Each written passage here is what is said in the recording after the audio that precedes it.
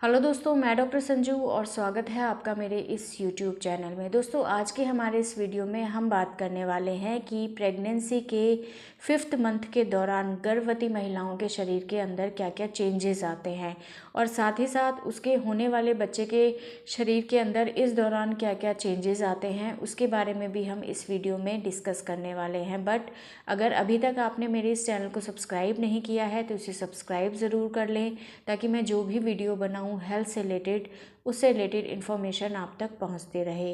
तो दोस्तों, प्रेगनेंसी के 5th मंथ के दौरान, यानी कि जब आपको 16वें से 20वां हफ्ता चल रहा होता है, तो वो आपका 5th मंथ होता है, यानी कि 5वां महीना। इस दौरान बच्चे के शरीर के अंदर बहुत तेज़ी से विकास होता है, यानी कि बहुत जल्दी जल्दी उसके अंदर डेवलपमेंट्स होते हैं। उसके जितने भी ऑर्गन्स होते हैं जो अभी तक बन चुके होते हैं, उनका साइज़ धीरे धीरे और ज़्यादा बढ़ने लगता है। साथ ही साथ वो ऑर्गन्स धीरे धीरे काम करना शुरू करते हैं। लीवर, किडनी, हार्ट, ब्रेन सब अपने फंक्शंस को करने लगते हैं। बच्चा इस टाइम पे एमनियोटिक फ्लूइड को, यानी कि बच्चे के आसपास जो पानी है उसको निगलता है और उसी को पेशाब के रूप में शरीर से बाहर निकालता है। बच्चे की स्किन के ऊपर इस दौरान हल्के हल्के बाल आने लगते हैं, जिसको कि हम लेन्यूगो बोलते हैं। बच्चे के सर वाले हिस्से के ऊपर, पलकों वाले हिस्से के ऊपर, आईब्रोज के ऊपर छोटे छोटे बाल निकलने लगते हैं। बच्चे के नाखून इस टाइम पे आने लगते हैं। बच्चे की जो हड्डियां हैं वो पहले से ज़्यादा मजबूत होने लगती हैं। हाथ पैरों की लंबाई साइज़ में बढ़ने लगती है। इस दौरान अगर हम बच्चे की लंबाई को देखें तो वो लगभग 10 से 12 इंच की होती है और बच्चे का जो साइज़ होता है वो एक केला के बराबर होता है, इतनी उसकी लंबाई हो जाती है। और वज़न की अगर हम बात करें तो लगभग 150 ग्राम के आसपास बच्चे का वज़न इस टाइम पे होता है। बच्चे की स्किन के ऊपर एक सफ़ेद रंग की परत जमने लगती है, जिसको कि हम वर्निक्स केजियोसा बोलते हैं। देखा होगा आपने, जब बच्चे डिलीवर होते हैं, पैदा होते हैं, तो उनकी स्किन के ऊपर एक सफ़ेद रंग की परत होती है, जिसको बाद में रगड़ के हटाया जाता है। इसी को हम वर्निक्स कैजियोसा बोलते हैं। ये बच्चे की स्किन को प्रोटेक्ट करने का काम करती है, क्योंकि बच्चा अंदर चारों तरफ से एक पानी से घिरा हुआ होता है, एमनियोटिक फ्लूइड में तैरता रहता है। तो इस एमनियोटिक फ्लूइड से बच्चे की स्किन को प्रोटेक्ट करने के लिए वर्निक्स कैजियोसा बनती है। इसके साथ साथ बच्चे के मूवमेंट्स इस टाइम पे महिलाओं को महसूस होने लगते हैं, क्योंकि इससे पहले बच्चे की जो हड्डियां हैं वो काफ़ी ज़्यादा सॉफ्ट होती हैं। बच्चे के मूवमेंट्स इतने स्ट्रांग नहीं होते हैं कि वो महिला को महसूस हो, लेकिन इस टाइम पे हड्डियां पहले से ज़्यादा स्ट्रांग हो जाती है, हाथ पैरों की लंबाई बढ़ जाती है, बच्चे की लंबाई बढ़ जाती है, जिसकी वजह से बच्चा जब अपने हाथ पैरों को हिलाता है तो वो महिलाओं को अच्छे से महसूस होने लगती है। 5th मंथ के एंड तक आते आते ये जो मूवमेंट्स हैं ये महिलाओं को महसूस होने लगते हैं। बच्चे के कान, आँख ये डेवलप हो जाते हैं, तो बच्चा बाहर की आवाज़ों को इजीली सुन सकता है। तो ये सारे चेंजेस हैं जो इस दौरान बच्चे के शरीर के अंदर दिखाई देते हैं। अब बात करते हैं कि महिलाओं के शरीर के अंदर क्या क्या बदलाव आते हैं। तो महिलाओं के अंदर जो जी मिचलाने की या उल्टियों की समस्या है वो इस टाइम तक ख़त्म हो चुकी होती है। भूख अच्छे से लगने लगती है, लेकिन साथ ही साथ कब्ज़ की और हार्ट बर्न, यानी कि सीने में जलन की समस्या इस टाइम पे महिलाओं को महसूस होने लगती है, जो कि हार्मोनल चेंजेस की वजह से होती है। बॉडी में ब्लड सर्कुलेशन बढ़ने लगता है, जिसकी वजह से पैरों के अंदर वेरिकोज वेन्स की प्रॉब्लम हो सकती है। पैरों के अंदर नीली नसें दिखाई देती हैं, जिनको हम वेरिकोज वेन्स बोलते हैं। साथ ही साथ ज़्यादा देर बैठे रहने से, ज़्यादा देर खड़े रहने से पैरों के अंदर स्वेलिंग, यानी कि सूजन दिखाई देती है। ब्रेस्ट का साइज़ बढ़ने से, पेट वाला हिस्सा ज़्यादा बढ़ने से, ज़्यादा फैलने से पेट वाले हिस्से पे, ब्रेस्ट की स्किन के अंदर खुजली वाली समस्या महिलाओं को महसूस होती है।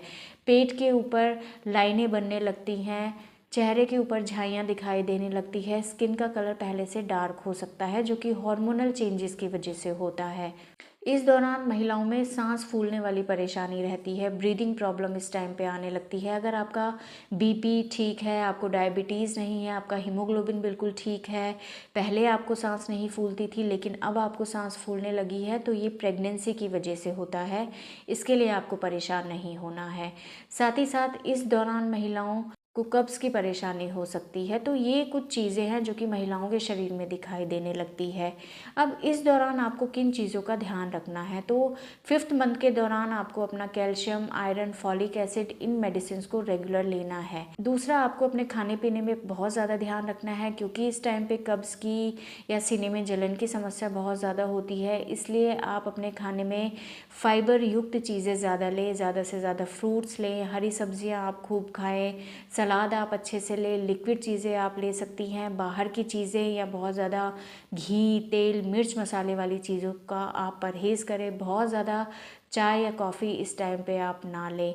इस टाइम पे आप अपनी हल्की फुल्की एक्सरसाइज रेगुलर रख सकती हैं। इसके अलावा आप ड्राई फ्रूट्स खा सकती हैं, लेकिन वो आपको एक लिमिटेड अमाउंट में लेना है। सर्दियां अगर हैं तो आप 3 से 4 ड्राई फ्रूट्स ले सकती हैं। अगर गर्मियों का मौसम है तो ड्राई फ्रूट्स को आप जितना हो सके भिगो के खाएं। बहुत ज़्यादा गर्म चीज़ें आपको नहीं खानी है। प्रॉपर रेस्ट लें, प्रॉपर नींद आप लें। हमेशा लूज़ कपड़े पहने, बहुत ज़्यादा टाइट क्लोथिंग आप ना लें। इसके अलावा एक बहुत ज़्यादा ज़रूरी चीज़ है कि इस टाइम पे आपको अपना एक अल्ट्रासाउंड कराना है। इसे हम एनोमली स्कैन बोलते हैं या सेकंड लेवल स्कैन भी बोलते हैं, क्योंकि इस टाइम पे बच्चे के जितने भी ऑर्गन्स होते हैं वो पूरी तरह से डेवलप हो चुके होते हैं, काम करने लगते हैं। तो अगर इस दौरान कोई भी हमें स्ट्रक्चरल यानी कि बच्चे के शरीर में अगर किसी तरह की कोई बनावट में प्रॉब्लम है, कोई स्ट्रक्चरल एबनॉर्मेलिटी है या कोई क्रोमोसोमल एबनॉर्मेलिटी है, तो उसको हम इस टाइम पे बहुत ईजीली डिटेक्ट कर सकते हैं। और अगर आपने पहले के अपने कोई भी अल्ट्रासाउंड नहीं कराए हैं तो ये अल्ट्रासाउंड आपको कराना बहुत ज़्यादा ज़रूरी है, क्योंकि अगर कोई भी डिफ़ेक्ट हमें बच्चे में दिखाई देता है जिसकी वजह से बच्चा आगे सफ़र कर सकता है, पैदा होने के बाद अगर उसको किसी वजह से कोई सीरियस प्रॉब्लम रहती है, तो हमें इस अल्ट्रासाउंड को कराने से उस चीज़ का पहले ही पता चल जाता है।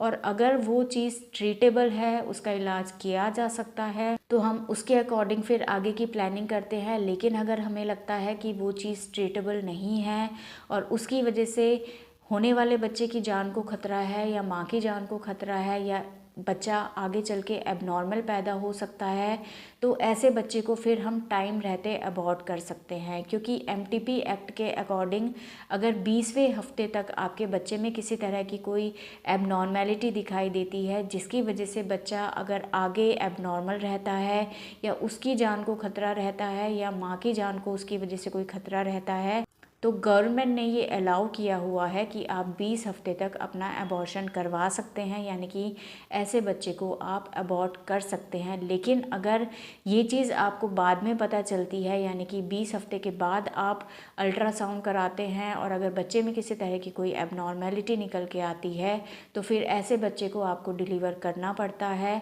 आप उस बच्चे को अबॉर्ट नहीं कर सकते।